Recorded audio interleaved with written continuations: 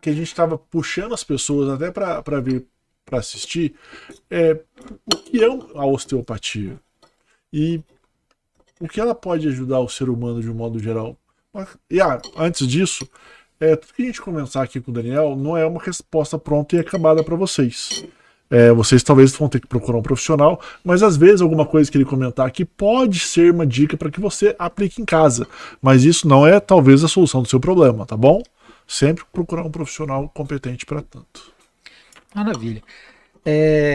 A osteopatia ela se diferencia da fisioterapia convencional em alguns aspectos, principalmente de buscar identificar o porquê dói, o porquê que não está funcionando bem, de onde vem tal questão, não simplesmente tratar onde está doendo, que muitas vezes é só a pontinha do iceberg ali.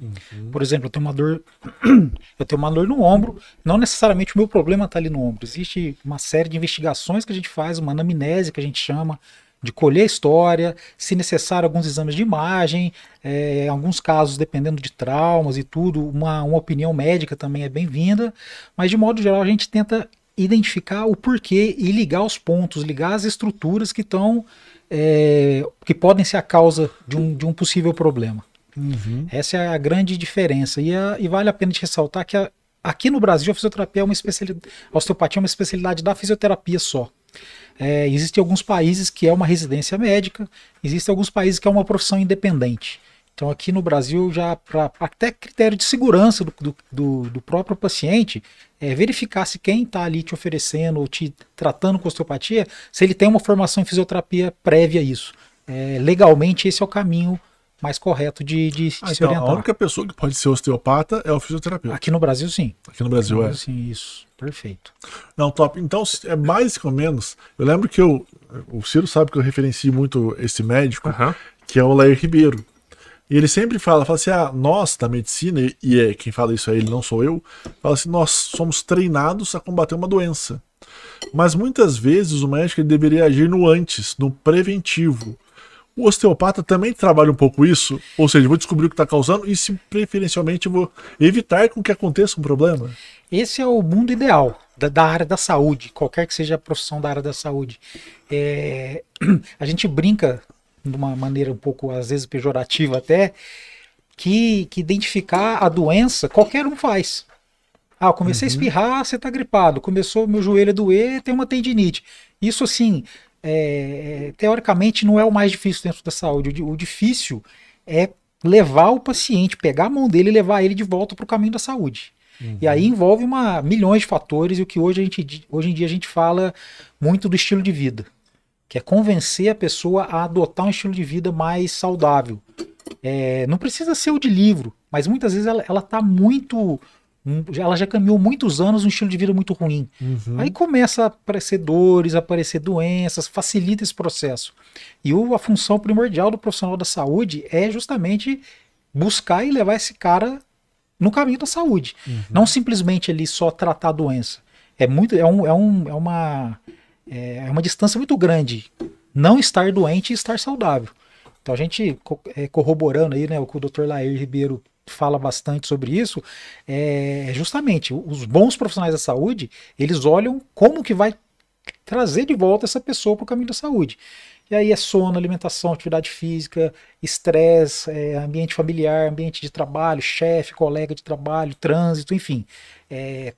Hoje em dia nós temos assim, milhões de fatores de estresse, e o estresse por si só ele não é ruim. O que é ruim é a maneira que a gente maneja, que a gente lida com ele. Quando a gente perde capacidade de lidar com estresse, aí começa. Sono ruim, tem que tomar remédio para dormir, remédio para ficar acordado. A gente estava falando de café antes, né? Toma café o dia todo para tentar ali estar ativo e produtivo no trabalho e por aí vai. Então a gente tenta olhar dentro daquele contexto como que a gente pode puxar de volta para a saúde. Não simplesmente só eliminar a doença ou eliminar a dor. Às vezes a pessoa não tem sintoma, mas ela não está saudável. Então se a gente olhar num contexto mais amplo, a gente tem condições aí de puxar essa pessoa de volta para um caminho melhor aí e garantir uma qualidade de vida de médio e longo prazo. Ô Daniel, e nesses milhões, nesse contexto de milhões de coisas que você comentou que afeta o nosso desenvolver, o seu diagnóstico ele se torna mais fácil ou mais difícil? No sentido de que algumas coisas elas acabam se repetindo a seus pacientes. Por exemplo, estresse de trabalho, estresse com os amigos. Mas como é muita coisa... Principalmente se seu amigo for o Ciro, aí você se estressa Coitado, mesmo. coitado. Não, ele tá falando isso, é porque a gente trabalha junto e eu chamo ele o dia inteiro. E aí ele é engraçadinho nessa parte. Mas o seu diagnóstico ele fica mais difícil ou mais fácil? Ele acaba que se torna mais fácil, porque assim, determinados assuntos, né? Vamos pegar esse gancho mesmo aí. Como é que é o seu trabalho, seus colegas de trabalho, seu chefe? Sabe, assim, se a gente fizer uma leitura corporal, o olho a pupila dilata, ele começa a morder aqui e fala, puxa, esse é um assunto que é muito sensível para ele. E aí, claro... Fala até com raiva, né? Isso, eles têm, o tom de voz muda... e aí, é claro, assim, existe uma necessidade grande em casos assim de ter um tratamento multiprofissional. Eu não sou capacitado para fazer uma terapia, uma psicoterapia, por exemplo, nesse sentido. Essa pessoa ela é derivada para um psicólogo, para um psiquiatra. Se o fator mais sensível para ele for a alimentação, ele tem compulsão alimentar, precisa de um fator psicológico, ele precisa de ter um acompanhamento nutricional também. Então, assim, normalmente é multifatorial. E os profissionais de saúde que enxergam esse ser humano de uma maneira global, ele precisa também estar atento a quais detalhes são mais sensíveis para também saber para que profissional derivar, para que então, profissional no caso, indicar. você sempre aconselha esse tratamento multifatorial? O paciente crônico, com dor crônica, com doenças crônicas, o tratamento ideal para ele é multiprofissional. Se ele for só ao médico, se ele for só ao meu consultório, se ele for só ao nutricionista ou só para academia, ele vai tampar o sol com a peneira. É melhor do que nada? É. Só que ele não vai estar sendo atendido em todas as esferas que ele necessita. Entendi. E no seu dia a dia, quais são as doenças crônicas mais comuns? Por exemplo, dor de cabeça. Obrigado, Marcelo. Hoje... Ou devido a alguma coisa em relação à coluna, não sei. Hoje, dor não é mais só um sintoma, é uma doença. Dor crônica é uma doença. Que ela vem de processos aí de longo prazo. A gente caracteriza uma dor crônica, uma dor maior de que 3 meses. Isso é uma classificação teórica. Mas tem pacientes que estão com dor aí, uma dor mesmo que ela seja num grau tolerável, sem medicação, mas o cara está sentindo dor há 2 anos. Aí ele não consegue dormir bem, ele não consegue se alimentar bem, ele não consegue se relacionar bem com as pessoas próximas, está sempre num limiar de irritação ali muito alto. Então essa dor crônica talvez seja a doença mais prevalente que vem no meu consultório. E aí tem as subdivisões, o cara da dor de cabeça, enxaqueca, dor nas costas, que atrapalha até mesmo o trabalho, ou até coisas simples. O cara quer pegar o filho no colo, ele não consegue levantar o filho, brincar de jogar o filho, coisas assim que teoricamente eram para ser assim, prazerosas, ele deixa de fazer porque não consegue. E a qualidade de vida cai absurdamente nesse sentido. Vou pegar gancho então. A gente teve um podcast aqui foi a Adri, Marcelo, que falou isso, se eu não me engano. Ela é educadora física. Quer que eu coloque uma pizza pra você? Não, eu já pego. Tranquilo. Ela é educadora física e ela comentou algo que me chamou muita atenção, que em relação ao estado físico dos atletas, ele parece ser saudável, mas na realidade não é. É um corpo muito desgastado, a recuperação às vezes precisa ser rápida e não no tempo tão necessário. Se esforça muito, né? Se esforça muito, exatamente. Por esse, eu quero fazer um comparativo entre nós, não atletas e atletas. No mundo do esporte também a dor crônica é a mais comum? Ou é algo que depende do esporte? Depende do esporte. Tem algumas modalidades que o próprio gesto esportivo ele acaba sobrecarregando uma determinada articulação. Por exemplo? Por exemplo, um jogador de basquete, um jogador de vôlei que envolve muito salto, joelho e tornozelo desse tipo de atleta é um bagaço. Ele se degenera, entra num processo de artrose muito precocemente. Porque ele para treinar e para jogar, ele repete esses gestos que sobrecarregam a articulação milhares e milhares de vezes. E ele não tem tempo de se recuperar. Esse talvez seja o maior detalhe do atleta profissional de alto nível, alto rendimento, e uma pessoa que é praticante de atividade física, certo, sem viver daquilo, por prazer, por saúde. É que o cara que corre final de semana, ou treina para participar de algumas corridas aí, ele consegue, de uma maneira ou de outra, descansar o corpo dele e se recuperar para um próximo desafio. Certo. O atleta ele não tem esse período. Treino, jogo, viagem, treino, jogo. Muitas vezes, a maioria, a gente estava falando aqui antes de começar sobre o futebol, assim, os times aí, times grandes aí que estão jogando todas as competições, eles praticamente só descansam entre o Natal e o Réveillon. Vixe. Praticamente eles não têm 30 dias de férias. Dá o que fazer para ter. Tirar uma semana, talvez seja... Sabe, talvez assim, com muito assim, 15 dias assim, off mesmo, sem fazer nada. Sei. E muitos deles, eles têm os preparadores físicos particulares para não perder condicionamento nesse meio tempo, para chegar no ano que vem e não perder posição do time titular, por exemplo. Entendi. É estresse físico, é estresse mental, é estresse de todas as maneiras, que acaba que repercute normalmente negativamente no desempenho profissional e no atleta do cotidiano, vamos chamar assim, ele tem mais possibilidade de recuperação. Embora ele não tenha normalmente um acompanhamento de carga, de volume de treino adequado, mas ele conhece o corpo dele. Ele já machucou 1, 2 vezes, fala, não quero machucar a terceira. Sim. Então ele começa a correr, viu que começou a sentir, ele fala, não, vou ficar aí uns 5 dias sem correr, sem ir na academia. E quando ele volta, o corpo dele já conseguiu se recuperar de uma maneira bastante interessante. E falando em recuperação, até uma curiosidade minha agora. Eu vi isso num seriado, e depois em alguns filmes, e depois, se eu não me engano, até numa reportagem mesmo. É verdade que aquelas piscinas de gelo que eles ficam ajuda a acelerar o processo de recuperação? Ela permite, essa crioterapia, ela permite, na verdade, ela não permite que a inflamação, que todo o desgaste muscular, por exemplo, a gente vai na musculação lá, pegou peso. Certo. O músculo nosso inflama. É um processo natural. Ele inflama e nesse processo de descanso é onde o músculo cresce. Então esse é o processo natural. Ele fica um pouquinho mais forte do que antes. Ele gasta para se recompor depois. Só se eu preciso ficar um pouquinho mais forte, porque se for aquela mesma carga eu não dou conta. Exatamente. Mais ou menos exatamente. Isso. E a crioterapia em algumas modalidades, alguns tipos de treino, ela entra para frear um pouquinho o processo inflamatório.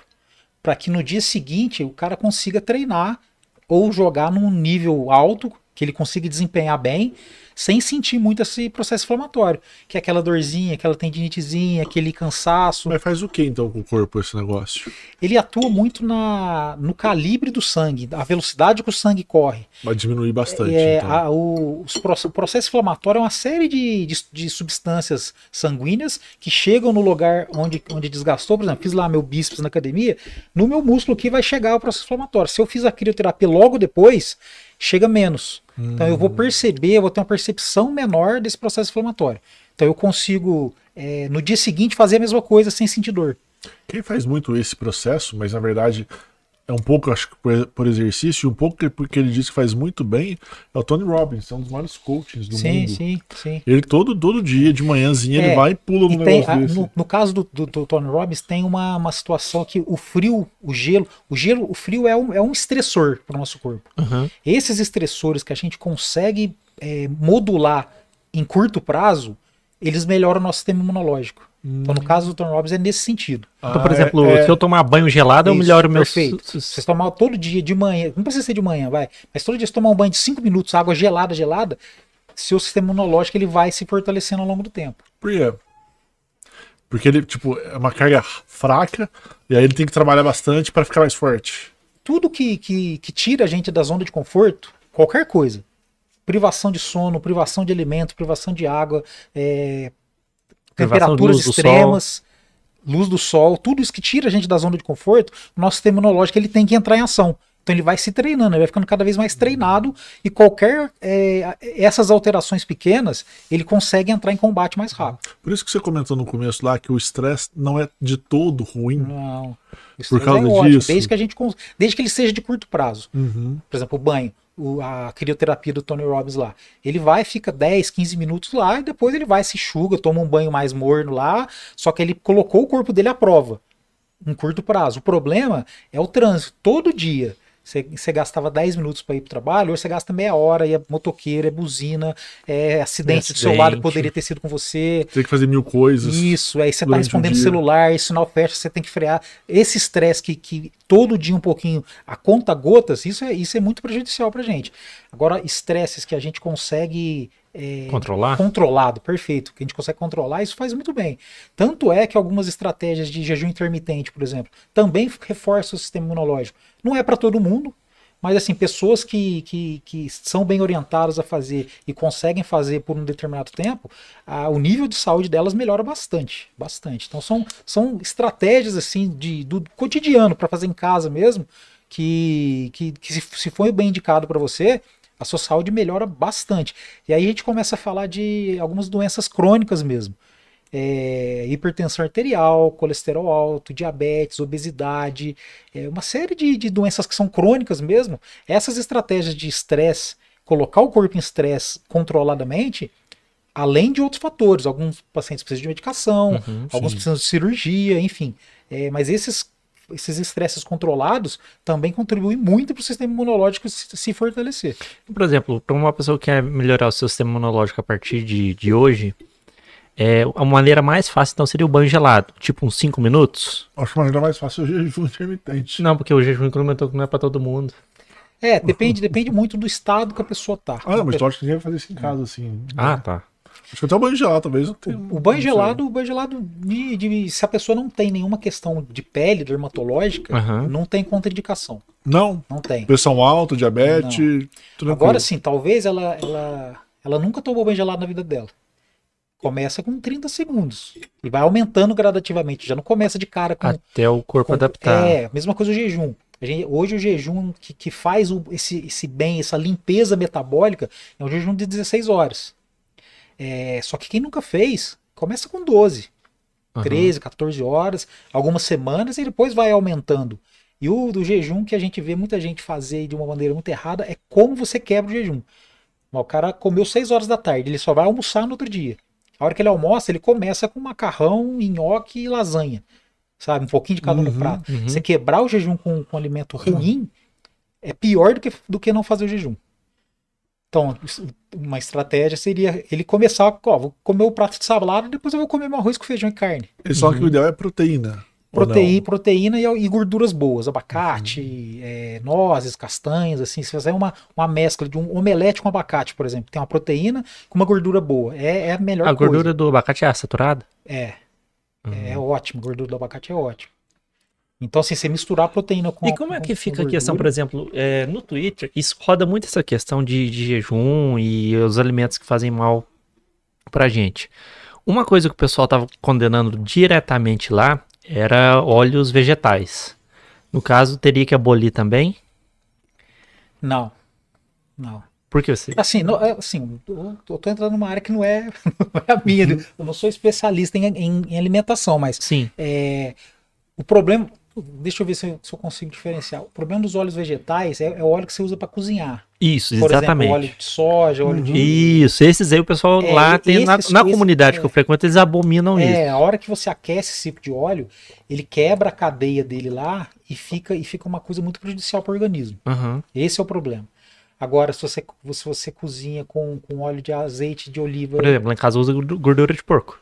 Excelente. Óleo de coco, banha de porco, na hora que você aquece esse tipo de óleo, sim, ele não é prejudicial para a sua saúde. Você vai fazer uma carne lá com essa banha de porco, certo, por exemplo, ou com óleo de coco, ou com azeite de oliva extra virgem, por exemplo. Ele não agride o seu organismo, esse tipo de óleo não agride o seu organismo. Agora, os óleos vegetais, nesse sentido, sim. Entendi. Diz o Larry Ribeiro que a gente quase não tinha infarto no mundo até a gente começar a utilizar o óleo de soja. Aí começou a aumentar exponencialmente o infarto, né? Cara, isso é uma coisa que eu não sabia. Esses dados. Que disse. Tô vendendo peixe pelo preço que eu comprei, hein? Esses dados aí, eles assim, é uma moeda de dois lados. Tem esse lado que começou a crescer o consumo absurdamente de produtos industrializados, ultraprocessados. Só que também começou a se estudar mais isso. Então você começou a pesquisar mais isso. Dá foco naquilo, né? Você tem mais dado. E assim, também não dá pra gente falar assim, então vamos todo mundo voltar pro orgânico.